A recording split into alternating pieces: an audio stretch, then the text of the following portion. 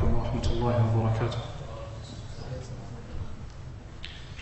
بسم الله الرحمن الرحيم. الحمد لله رب العالمين، وصلى الله وسلم وبارك على نبينا محمد وعلى آله وصحبه ومن اهتدى بهديه إلى يوم الدين. أما بعد. This is our second lesson of this series, in which we're discussing a number of different topics, some of them quite contentious, controversial topics. Last week we spoke about the concept of practicing Islam, being a practicing Muslim, the idea of being a practicing Muslim, the idea of being a non-practicing Muslim, etc. And we looked at how people generally view someone who's practicing and how we view someone who's not practicing. And we compared that to what the texts of the Quran and the texts of the Prophet ﷺ teach. And briefly, we said that one of the concerns is focusing on a list of ideas and a list of appearances. And this is what religious is. That you discuss these issues, that you view things like this. And this is not practicing when you have these types of things. And a lot of things are missing in that discussion. Akhlaq is missing often, worship is missing, sincerity is missing. You might see somebody who fulfills all the criteria of a practicing Muslim outwardly, or a practicing Muslim woman outwardly, but a lot is missing. So if a woman wears the niqab and covers her face and covers her hands, but she cheats and lies and backbites and slanders, that can't be seen as a practicing Muslim. That can't be. And so on. And we discussed the issue of prioritizing. Today we look at the issue of takfir. What is kufr, disbelief? What is takfir, declaring someone else to be a disbeliever? What are the conditions of doing so? What's the nature of disbelief? What's the idea behind it? Before we discuss when not to make takfir, what's the idea behind disbelief in the first place? These are all discussions that inshallah we're going to look at. First of all, there's a difference between truth and falsehood. There's a difference between disbelief and belief. That's something that goes without saying.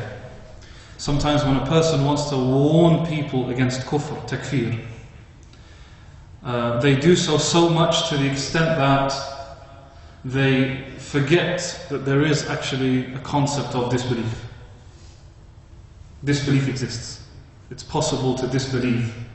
It's possible to be a disbeliever. Not every person is a Muslim. And as one of the professors or academics said, any religion that doesn't have takfir is not a religion. Any religion that doesn't have takfir can't be a religion. Because then that means there's no boundary to decide when are you part of this religion and when you're not part of this religion.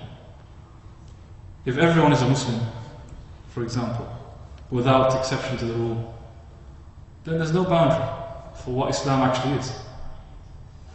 Believe in God, don't believe in God, do good, don't do good. So the idea of disbelief exists. What's the idea behind belief and disbelief? What's the concept behind it? What's belief? What makes a person a Muslim? Believing in the existence of God. Believing in God. Believing in God. That's it? Believing in God, following commandments of Allah that have been taught out. If you don't follow the commands of Allah, do you disbelieve? Not entirely. Not entirely. So we want something that you have to have this. Yeah. Without this you can't be a Muslim. From Hadith Jibreel, Yeah. from the 6 articles of faith. 6 pillars of Iman. Belief in Allah, belief in the angels, وَتُؤْمِنُ بِاللَّهِ وَمَلَائِكَتِهِ, the books, كُتُبِهِ وَرُسُلِهِ, the messengers, وَالْيَوْمِ الْآخِرِ, the final day, وَالْقَدَرِ خَيْرِهِ وَشَرِهِ. Okay, these are pillars of Iman. It's wajib for every Muslim to believe that. But what's the first step to Islam? Because when people accepted Islam at the time of the Prophet ﷺ, he didn't say to them, do you believe in the 6 pillars? What's the one thing that they said? Naam? طيب, shahada or kalima, belief in Allah. I believe there is no true God except Allah, and that Muhammad ﷺ is his messenger. That's it. If someone believes in this statement, that's a Muslim. He's a Muslim. This is important when we're discussing takfir, because when we're discussing takfir and kufr, we have to distinguish between the person who's a Muslim by default and then commits an action or says something or does something that potentially takes them out of Islam, and between the non-Muslim in the first place. There has to be a distinction between these two. So, the person who believes in Allah and that Muhammad is the messenger of Allah, he's a Muslim. That's the starting point. After that comes certain things that he has to believe in, he has to accept and has to practice also. And some of them may lead a person to disbelief even if he rejects them. Such as rejecting the Day of Judgment. Rejecting the Day of Judgment contradicts the core of Islam, contradicts one of the pillars of Iman, and so therefore it's something that clashes with Iman. طيب. Why is it that rejecting the angels, for example, I don't believe in something called the angels, or I don't believe in something called Jannah or Jahannam? Why is it, what do we say about that? If someone says, I don't believe in Jannah or Jahannam, is that an action of disbelief? Why though? Because we said that when you believe in Allah and the Prophet sallallahu alaihi wasallam, you're a Muslim. So what's these things got to do with it now? What has believing in Jannah and Jahannam got to do with believing in Allah and the Prophet? Accountability.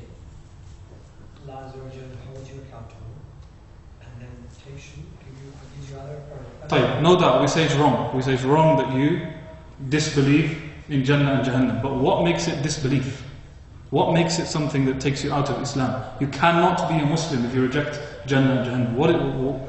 Why does this particular belief have that special status? That's what the Quran and Jahannam, so if you reject these ayahs, then you're rejecting Allah. Jamil. So the point here is that if you've rejected belief in Jannah and Jahannam, it is like rejecting the statement of Allah. Okay, anything else?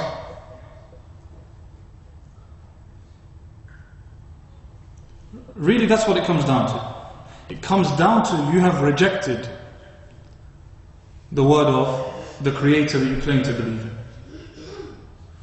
Of course, if you didn't know that, someone's new to Islam, they didn't know that there's such a thing as paradise. Or we say, okay, you don't leave Islam if you didn't know that there is something called Jannah and Jahannam. Why? Because when you say, I don't know about Jannah and Jahannam, you're not doing so out of rejection of Allah's statement. That's not why you're doing it. You're doing it out of ignorance. Ignorant, you didn't know. But when it's something that becomes known, something that is accepted, something that you know is part of the deen, but you just don't feel comfortable with the idea. It seems ancient, it seems like it's old idea, paradise and hell and so on. I'm not a big fan of this concept. Here when you reject it, you're not rejecting it based on I didn't know, or I still believe in Allah and the Prophet, but I just didn't know that this was part of the belief. You're rejecting it based on I reject the statement of God. It's the statement of God, I still reject it. This is what makes it kufr. No. So this is a large statement now, because if you say anything that Allah said and you reject it, such as salah, such as zakat, does that also mean you are out of the fold of Islam? Same rule applies. The same rule applies if someone is new to Islam, they didn't know there's such a thing as zakat, or they just didn't pay zakat, even though the ruling of believing in something and not doing it is two different things. Then we say not necessarily you leave the fold of Islam, because here your rejection is not based on rejecting God or rejecting the statement of God. Your rejection is based on jahl, ignorance. And when the Prophet ﷺ sent Mu'adh bin Jabal to Yemen, he told him, فَلْيَكُنْ أَوَّلَ مَا تَدْعُوهُمْ شَهَادَةَ أَنْ لَا إِلَهَ إِلَّا اللَّهِ. Make the first thing that you call them to the shahada, that there's no true God except Allah, وَأَنَّ مُحَمَّدًا رَسُولُ اللَّهِ. فَإِنْهُمْ أَطَاعُوكَ لِذَلِكَ. If they obey you, then tell them that Allah has commanded upon you 5 daily prayers. So till now, he hasn't opened up the discussion on zakah, or fasting, or hajj. That's coming later. So even though right now they might not know about it, it's not based on rejection. The moment you are aware of the obligation of salah and you reject salah, here we have a problem. Because now the rejection goes back to rejecting the command of Allah. What's the guideline that makes a person leave the fault? What are the types of things you can't reject? What are the types of things you can't reject? We say, Al-Muwaffaq ibn Qudama rahimahullah ta'ala, he has a good statement and a good qa'idah here. And he says rahimahullah ta'ala, as for those things that rejecting is disbelief, he says, وَإِنَّ الْكُفْرَ إِنْكَارُ مَا عُلِمَ كَوْنُهُ مِنَ الدِّينِ بِالضَّرُورَةِ. Kufr is that which is necessarily known as being part of the religion.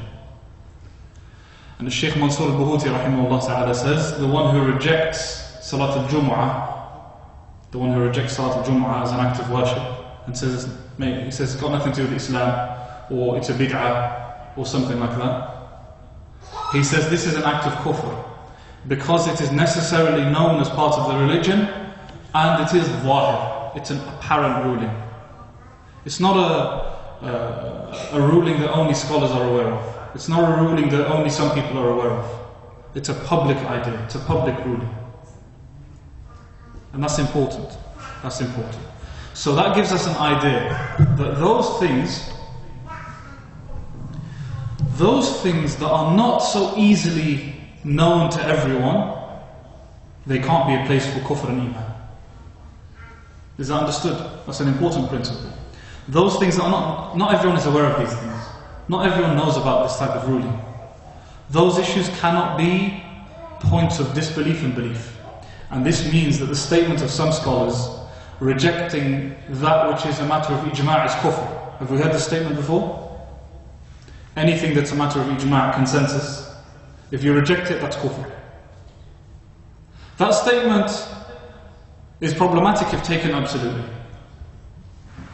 What's meant by that is those matters that are matters of ijma' and are ma'loom min ad-din bil-darura, necessarily known as being part of the religion. Otherwise, there are some very detailed and intricate masail that not everyone knows about. For example, the scholars are agreed that if you have 40 sheep, zakah is obligatory upon you, with the other conditions. Is this a ruling that every Muslim knows? Not necessarily. So if somebody, let's say somebody made fun out of that. Let's say they were listening to you, they sat together, a group of family members sat together and they're talking about this issue, and you said that if you've got 40 sheep, you have to pay zakah. And he said, come on, what are you talking about? What type of thing is this 40 sheep? Who's got 40 sheep? Or, what are you going to do with 40 sheep? Or, it looks like you're making this stuff up. Or, this doesn't make sense to me, and so on. This is a matter of consensus, the scholars agree to it. But it's not a matter of kufr. Don't say it's a matter of kufr. Because it's not the type of ruling that everyone is aware of. It's not the type of ruling that is zahir, apparent, public. As opposed to salah. No one doesn't know salah. Non-Muslims know what salah is. So that's the first qa'idah and the first type of distinction. Okay. So, we say that there's a distinction between matters of consensus that are zahir, apparent, ma'loom min ad-din bil-darura, every Muslim knows, and between matters which are maybe agreed upon by the jurists, the fuqaha, but they're not so widely spread, they're not so well known. Distinguish between those two things. So that obviously means that matters that scholars disagree on. Scholars disagree on this matter. Can these be matters of kufr and iman for a layperson? No. It's not going to be a matter of kufr and iman for a layperson. Because if it is something, that doesn't mean it doesn't mean that there are not some statements which might be completely wrong. A scholar is a human being. He might make a statement that's completely false. And he might even make a statement that leads to kufr. It's a possibility. And the examples are there. For those who have read through the books of ulama, know that sometimes mistakes can occur. But the fact that it's not an explicitly clear, obvious, apparent issue means that a lay person cannot be pronounced to be a disbeliever for falling into this type of mistake. That's the point here. Okay. So the qa'idah of kufr, the qa'idah, the principle of disbelief is that it is rejecting something that is necessarily known as part of Islam. Can things change? Meaning, can something be well known as being part of Islam at one time, but at another point of time, it's no longer that apparent? Possible. Any examples? I don't know, I've heard of vague examples in like different regions of the world, like maybe in the Balkans potentially, where someone, when the deen left, and certain things weren't so known to them anymore, apart from maybe having an Islamic name. Tayyib, possibly. Okay, in one place. 40 sheep. Tayyib, that's generally speaking not going to be widespread to people as a rule. Maybe hundreds of years ago, it was probably a rule because everybody did pay zakat on their animals. Perhaps. Possibly. But we're talking about something that's even clearer than that. Any example today of things that previously would have been maybe matters that are clear-cut, and today we say, today things have gone terribly wrong. Mortgage, student loan. These are not things that are clear-cut ever. Because they're contemporary discussions, fiqh discussions. What would you say about hijab/niqab? Like, not in terms of obligation in niqab, but just being part of the deen. Yeah. For hijab. Let's say hijab. Is it possible that in some places, at some times, people don't know that hijab is compulsory? They just know that you have to dress modestly, but they don't know that hijab is compulsory. They don't know a woman has to cover her head and her arms they don't know. Is that possible? It's possible? Probably still possible. طبعا, it is. That's the reality. That's the reality. Okay. The prohibition of illicit relations. Being in a relationship outside of marriage. That's obvious, come on. That's very obvious. I'm saying, is it possible that at one point that becomes something that is impossible? Hopefully not. Of course we say hopefully. We also say about hijab, hopefully. But hopefully is one thing, in reality is something else.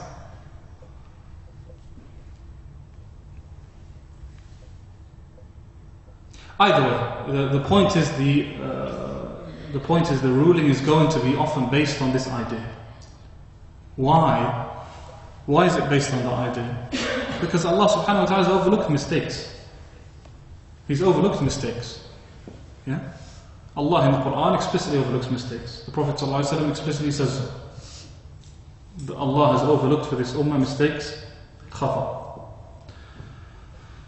Ignorance is a type of khata, is a type of error, is a type of mistake. And this is why Ibn Hajar al-Haytami rahimahullah is one of the fuqaha of the Shafi'iyya. He says that a person pronouncing a person to be a disbeliever needs to be extra careful, particularly in our time, particularly with the awam, the mass of the Muslims. Sometimes you say this is disbelief, this is absolute disbelief, but that person doesn't know what's going on. He doesn't understand that. That person doesn't appreciate the implication of his statement. Recently, some Muslim politicians in some parts of the world said that stoning, for example, or capital punishment is barbaric. Is capital punishment part of Islam? Is it part of Islam by consensus? Yes, no doubt. It's part of Islam by consensus. In fact, it's an obligation by consensus, not just part of Islam. Is this type of statement a statement of disbelief? To say that capital punishment is barbaric. Why would it be disbelief? Because if it's a consensus of obligation, then Rejecting something part of the deen. And when you say this is barbaric, what's your implication? Shouldn't be part of Islam. That means that Allah Ta'ala wants us to do that which is ignorant and barbaric and backwards and no good. And that's the statement of disbelief, because that's the implication. Is it possible for someone to make that statement without intending that? If you said to them, so you're saying that Allah has legislated barbaric practices, is that what you're saying? What would they say? They said, no, definitely didn't say that. You're putting words into my mouth. I didn't mean that, I didn't say that. And that didn't cross my mind. I just think this punishment is extreme. We say false statement, a statement that can lead to kufr, but that doesn't mean that a person has to be ruled to be a disbeliever. And this is important, particularly with the masses of people.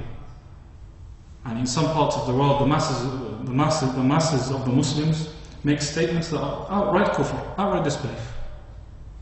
Sometimes cursing Allah, cursing the Prophet, cursing the religion, cursing as a custom, as a culture. And those of you from some Arab countries particularly know that. As a culture, cursing the deen.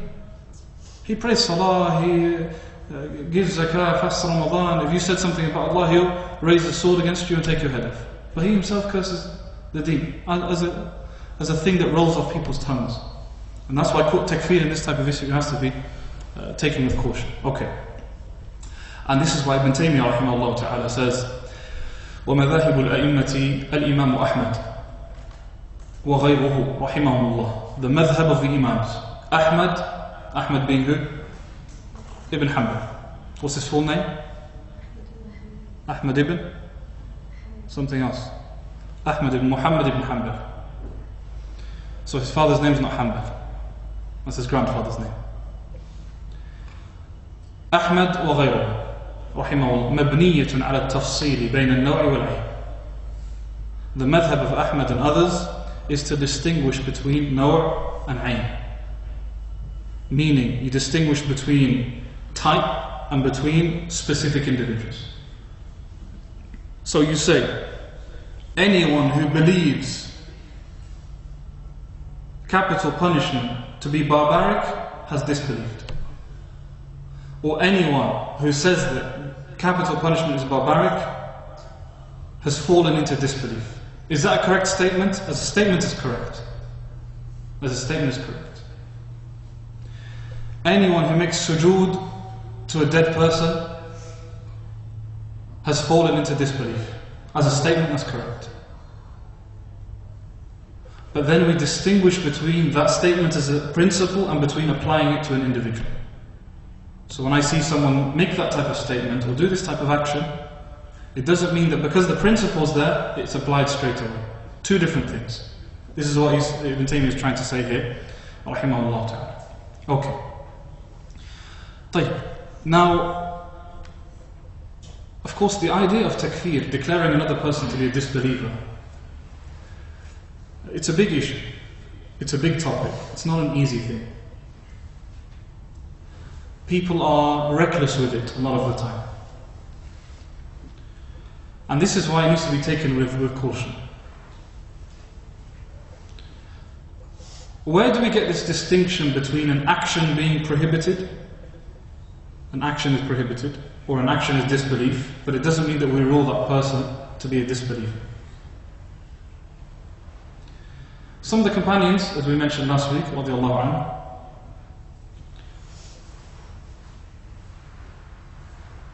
delivered some information, or intended to deliver some information to the disbelievers of the Arab, Quraysh,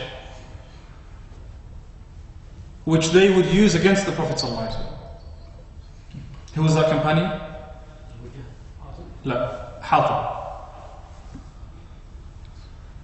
Radiallahu anhu. He's from the people of Badr. He participated in Badr. he sent this written information with a woman. Then the Prophet ﷺ was made aware of that, and he made Ali ibn Abi Talib and some others chase after her and get her to hand over what she was given. When they found it, took it back to the Prophet ﷺ, he spoke to Hatib radiallahu anhu, and Umar ibn Khattab said, "O Messenger of Allah, this man's a hypocrite, let me take his head off." So the Prophet ﷺ, what's the first thing that he did? First he asked him why he did that. He asked him why he did that. What is it that made you do that? So he told him, "O Messenger of Allah, your companions, they all have relatives, they all have support in Mecca, and I've got no one to support me. So I wanted to do something that at least will get me some support from them if something goes wrong, and something to lean back on. So I will do these disbelievers a favor against you, so that at least I have some support for myself and my family, etc. Like your other companions have their own family that they can support, etc." The Prophet accepted his excuse. He accepted his excuse, even though outwardly this is an action of disbelief. Because helping non-Muslims against the Muslims is an action of disbelief.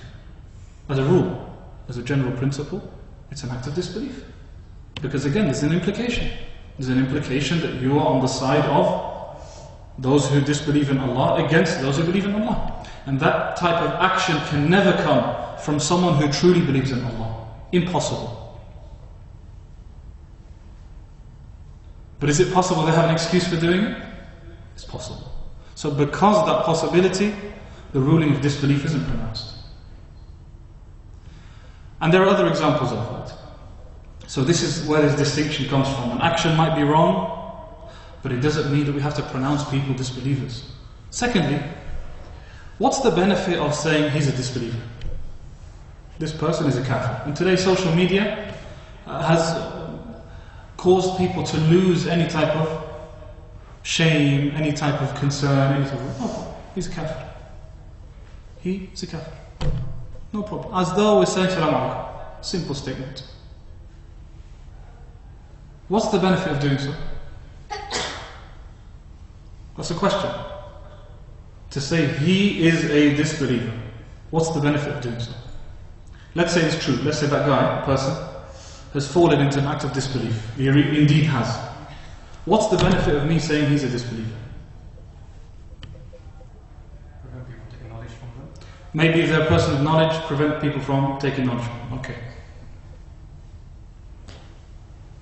Anything else? So rulings are going to be applied based on that. Okay, if they're not a Muslim, that means they're not going to be leading salah. They're not going to be, I'm not going to be marrying my daughter to this person. This person is not going to, inheritance laws are going to be impacted. The funeral prayer laws are going to be impacted. Even dealing with such a person is going to be impacted. So there are implications, yeah? Okay. Now, who rules that a person is a disbeliever or not a disbeliever? Not the average person. Not the average person. And that's where the problem lies. That's where the biggest problem lies. The ruling of takfir is a religious ruling.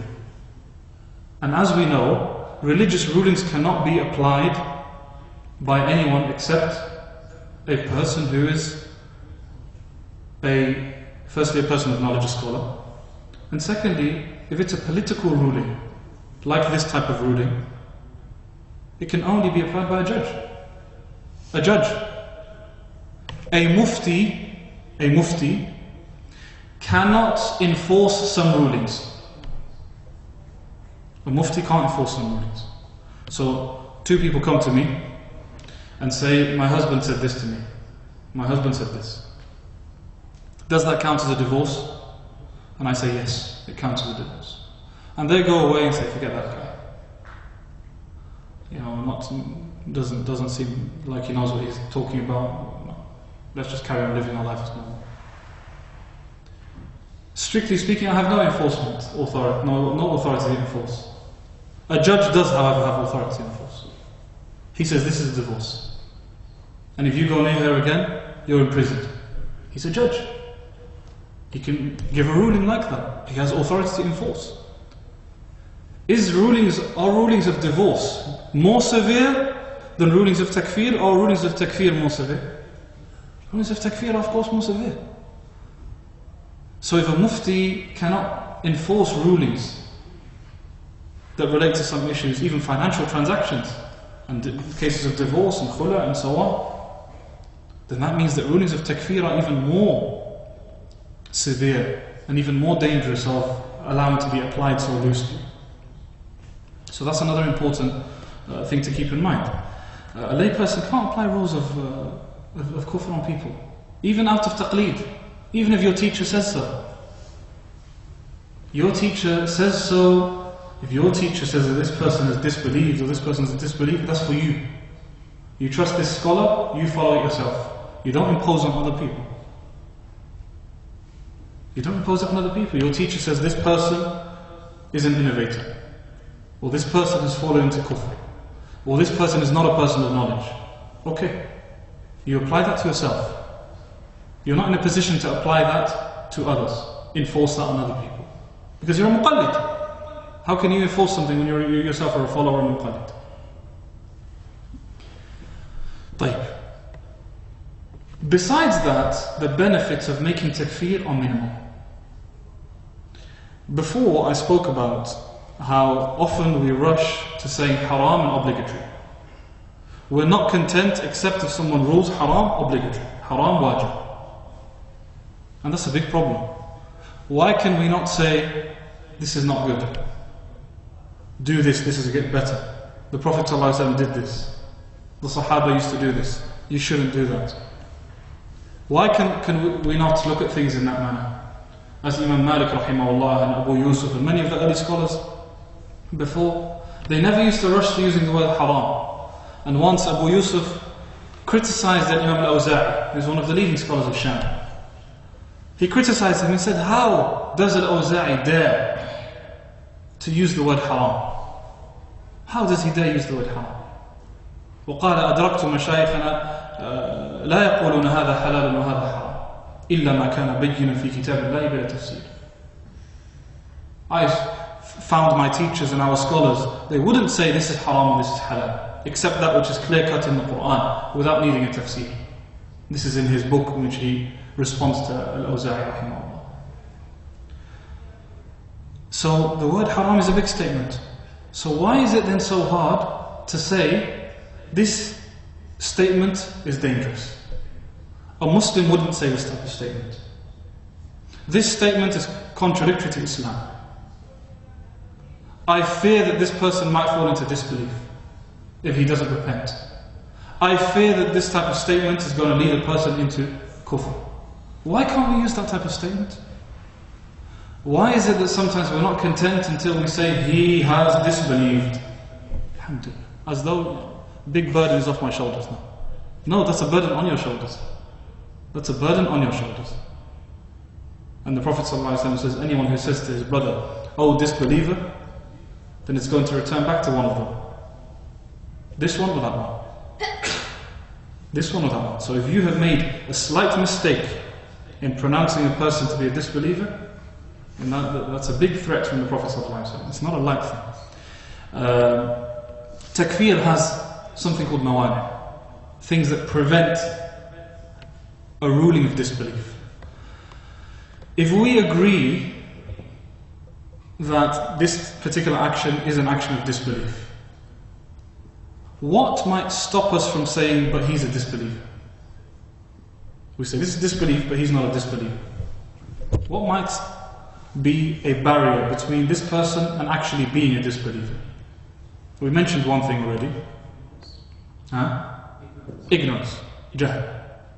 Ignorance is a man. Ignorance is a thing that prevents us from saying he's fallen into disbelief. It is. And this is why when someone comes and makes takfir of groups, countries, make takfir of a whole country. Making takfir of one Muslim is dangerous already. Make takfir of a country. or make takfir of a whole group. Doesn't matter how much you disagree with this group. Some people have pronounced takfir, for example, of the Sufis. Sufis are kuffar. Do you know how much do you know the percentage of Muslims who are Sufi? That's a statement that is unacceptable. That's not an easy statement to make. And Al-Majd ibn Taymiyyah rahimahullah ta'ala says that our position, meaning the position of the Hanbali scholars, is that those actions that are actions of disbelief, the lay people are not ruled to be disbelievers even if they follow those actions of disbelief. Why? Because of the mani' of jahl, ignorance. And that applies to the different types of ignorance that we see around the world. Different types of ignorance. Ignorant statements, ignorant actions. We say ignorance is something that prevents us from saying they're a disbeliever. They're a Muslim, they remain Muslim. What's another mani', another thing that prevents us from saying, making takfir? Compulsion. Ikrah. إِلَّا مَنْ أُكْرِهَ وَقَلْبُهُ مُطْمَئِنٌ بِالْإِيمَانِ. Except those who are forced, but their hearts are content with iman. Yeah? Like what's happening with some of the Hindus. May Allah Ta'ala make things easy for Muslims who are told, make this type of statement, or we're going to do this. Statement of kufr. Glorifying one of their idols or whatever it is. That's a type of force. So if someone was to say, okay, I'll say it, we say you're excused. So long as your heart is a heart of iman, and you're saying this only because of compulsion, you're excused. Another important mani' is ta'weel. Ta'weel. What's ta'weel? Your interpretation. That's how you've understood it. You've understood these verses of the Quran, or you've understood these ahadith to mean something that they don't actually mean. Ta'weel is a wide door. Generally speaking, Muslims are excused with ta'weel, generally. Ignorance is not, we don't say that an action is not wrong, just because we say ta'weel is an excuse. It's an excuse for kufr. We say this is not an act of disbelief. It doesn't mean it's not wrong. His statement could be the worst of kufr, and this statement could be from the most evil of statements. But ta'weel is an excuse. Ta'weel is an excuse. Could this be used by non-Muslims who say we actually approach Islam, looked at it sincerely and genuinely, and we believe? This is why right at the beginning we said that we have to distinguish between the Muslim by default and the non-Muslim. With the non-Muslim by default, we say you're a non-Muslim in the first place. There's no takfir. There's no discussion on takfir. The Muslim, we have a discussion on takfir or no takfir. So therefore we have all these principles. With the non-Muslim, we'll say you're outwardly a disbeliever, you're a disbeliever by default. But will you have an excuse on the Day of Judgment? That's another discussion. So that point could be used by them, yes, it can be used by them, but in the akhirah. But only Allah makes that decision. Allah rules and decides whether this person has a valid excuse. And Abu Hamid Ghazali rahimahullah ta'ala in Faisal Tafriqa بين الإيمان والزندقة, which is a good book by the way. It's a short book in which he talks about kufr and iman. He says that those who have not heard the message of Islam are of three types.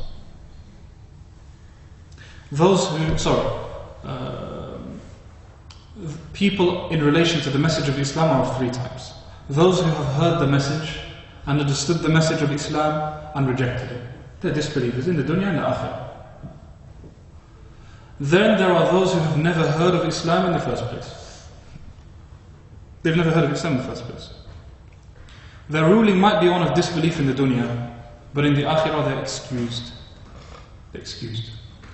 He says, but then there's a third category of people. They are people who have heard of Islam as an idea. I know what Islam is as an idea. I've heard of Muhammad as an idea. But they've only ever heard of Islam in a certain light. So the most that they know about Islam is that there are these extremists. Yeah? There are these extremists who hate everyone. They say everyone's going to hell, and they say that everyone who's not a Muslim deserves to be beheaded. That's it. And they're just going along with the flow, and that's as much information as they have about Islam.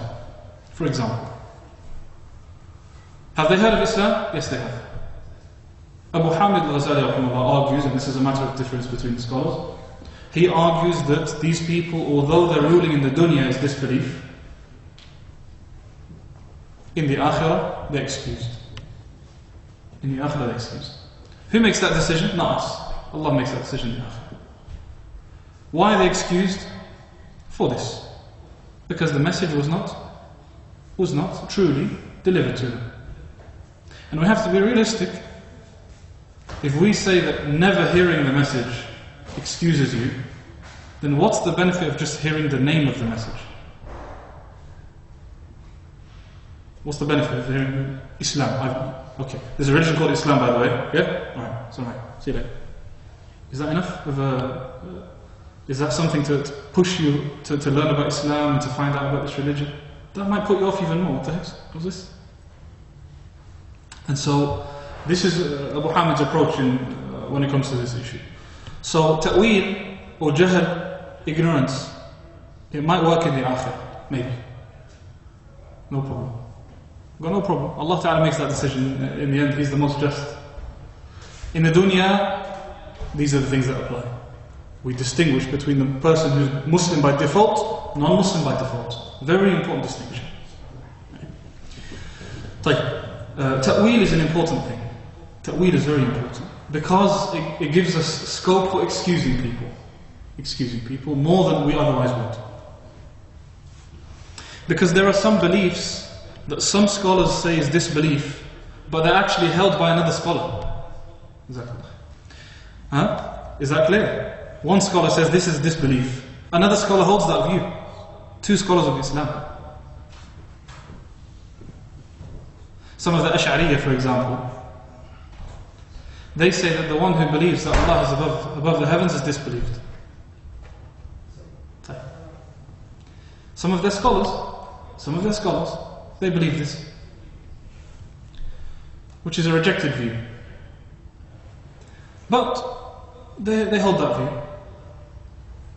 Other scholars say the one who does not accept that Allah is above His throne has disbelieved. Alhamdulillah.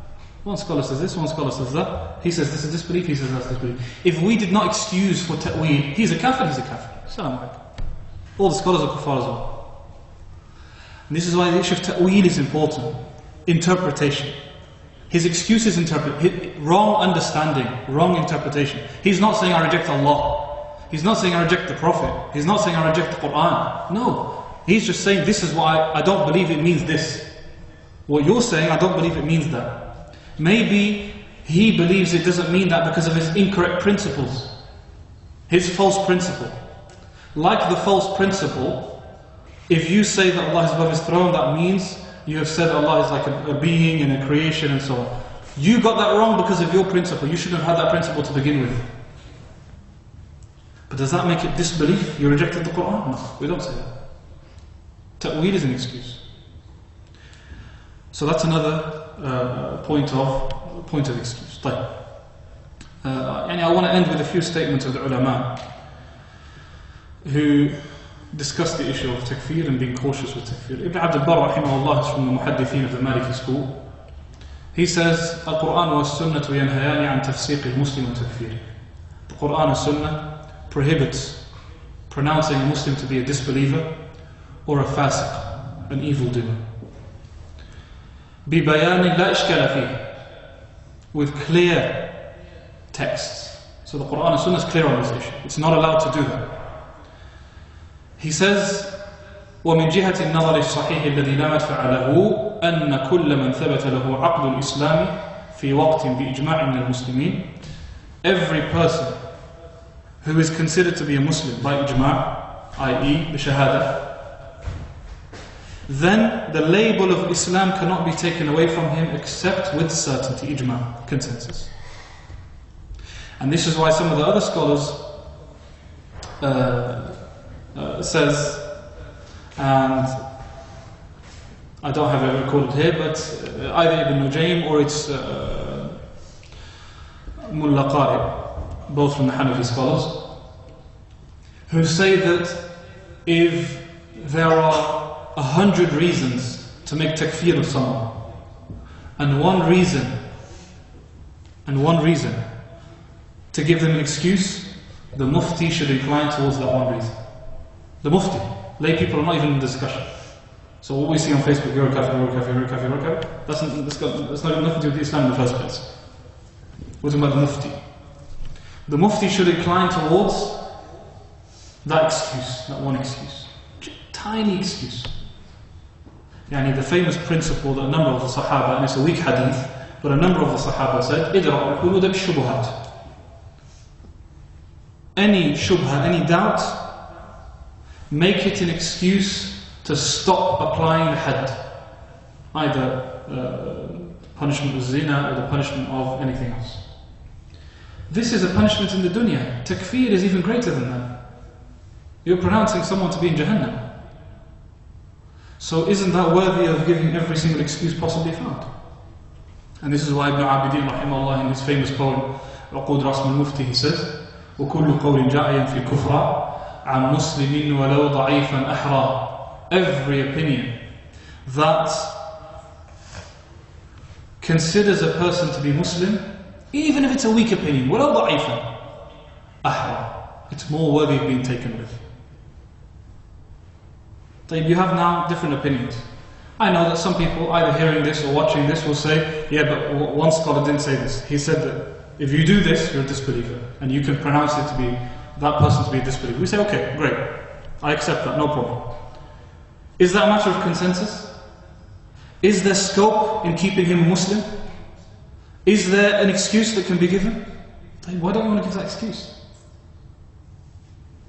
And this principle of مَنْ لَمْ يُكَفِّرِ الْكُفَّارَ فَهُوَ كَافِرٌ, the one who doesn't consider disbelievers to be disbelievers, he himself is a disbeliever. This principle has been applied on everyone. This problematic principle, which is supposed to be applied to people who are explicit disbelievers by default, the Jews, the Christians, Hindus, Sikhs, they're disbelievers. If you ask them, are you a Muslim? They say, no. We're going to say, no, you're a Muslim. He says, I'm not a Muslim. So when you say Jews, Christians, Hindus, Sikhs are Muslims, and all of them are following the truth, and then we say, of course, that's an act of disbelief. And we still apply the principles of takfir. We're still not going to make takfir of that individual. Because it could be jahl, it could be false ta'weel, it could be whatever. So this principle is to be applied in that case. You don't apply it to cases of Muslims by default. So when someone comes and says to me, is it permissible to pray behind the Brayli in the Sufi masjid? I say, yes, it's permissible. He says, but they do this. They do this. And this is kufr. And if you say that they're Muslims, that means you've committed kufr as well. No, we say that's incorrect. That's an incorrect application of that principle. That principle is to be applied in what we've mentioned, not to be applied here. طيب. Ibn Taymiyyah rahimahullah ta'ala, he says, وَلَيْسَ لِأَحَدٍ, and this is an important statement as well, أَنْ يُكَفِّرَ أَحَدًا, there is no excuse and permission for anyone to make takfir of anyone else. مِنَ الْمُسْلِمِينَ, from the Muslims. وَإِنْ أَخْطَأَ, even if he makes a mistake. وَغَلِطَ حَتَّى تُقَامَ عَلَيْهِ الْحُجَّةِ, until a clear proof is established against him. وَتُبَيَّنَ لَهُ الْمَحَجَّةِ, and the clear path is shown to him. وَمَنْ ثَبَتَ إِسْلَامَهُ بِيَقِينٍ لَمْ يَزُلْ ذَلِكَ عَنْهُ بِالشَّكِّ. If someone's Islam is there with certainty, we cannot remove that Islam from him with some doubt. بَلْ لَا يَزُلُ إِلَّا بَعْدَ إِقَامَةِ الْحُجَّةِ, only after a proof has been established. Where are we from speaking to someone who has made a mistake? I saw you doing this and this by a grave. Or I saw you make this type of statement. Or I saw you do this type of thing. How come you did that? Why did you do that? The Prophet ﷺ gave Hatib radiallahu anhu an excuse despite what he did. And I didn't finish the hadith earlier. After the Prophet ﷺ given him an excuse, he said, Allah Ta'ala has looked upon the people of Badr and said, "I'malu ma shi'tum faqad ghafartu lakum." Do whatever you want, because I've forgiven you. The people of Badr. A man who's just committed an action like a sin like this. So where are we from hearing a statement of a speaker online, or doing someone makes a statement, or someone passes on a statement about someone else? Where are we from saying, what did he mean by that statement? Do you actually believe this? Why did you say this? What's your proof for saying that? No, we can't be bothered with that. That's too hard. It requires too much thinking, that. So the easiest thing is to say, disbelieve. Problem. It's a problem. Al-Qadi Abu Bakr ibn Arabi, I'll end with this statement, he says, Rahimahullah, Al-Jahil wal-Mukhti'u min hadhihi al-Ummah. The ignorant person, and the one who's mistaken from this Ummah. See, distinguishing between the Muslim by default and the non-Muslim by default. وَلَوْ عَمِلَ مِنَ الْكُفْرِ وَالشِّرْكِ مَا يَكُونُ صَاحِبُهُ مُشْرِكًا أَوْ كَافِرًا. Even if he does an action of kufr and shirk, which causes a person to be a disbeliever or a mushrik, فَإِنَّهُ يُعْذَرُ بِالْجَهْلِ وَالْخَطَأِ. He is excused for his ignorance and his error.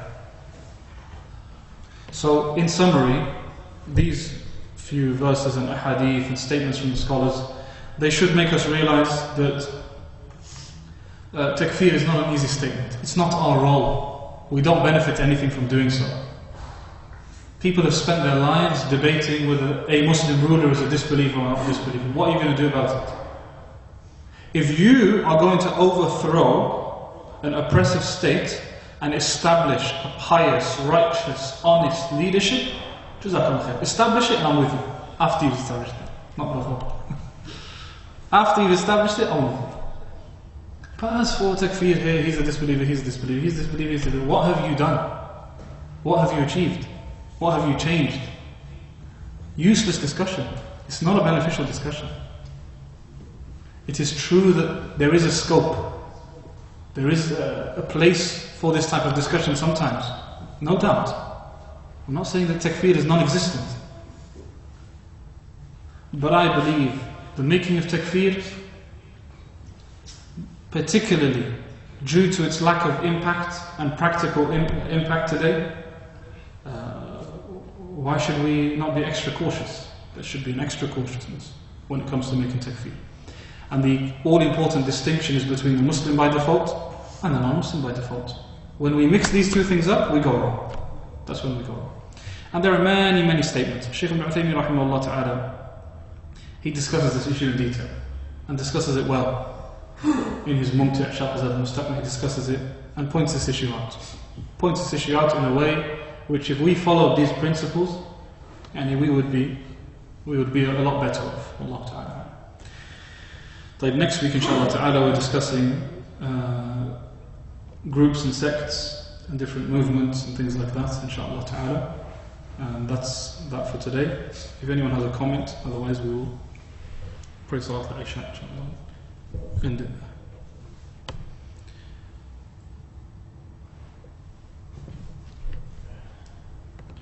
Jazakumullahu khairan. And we will see you next week, bi'idhnillah ta'ala, after Salat al-Maghrib.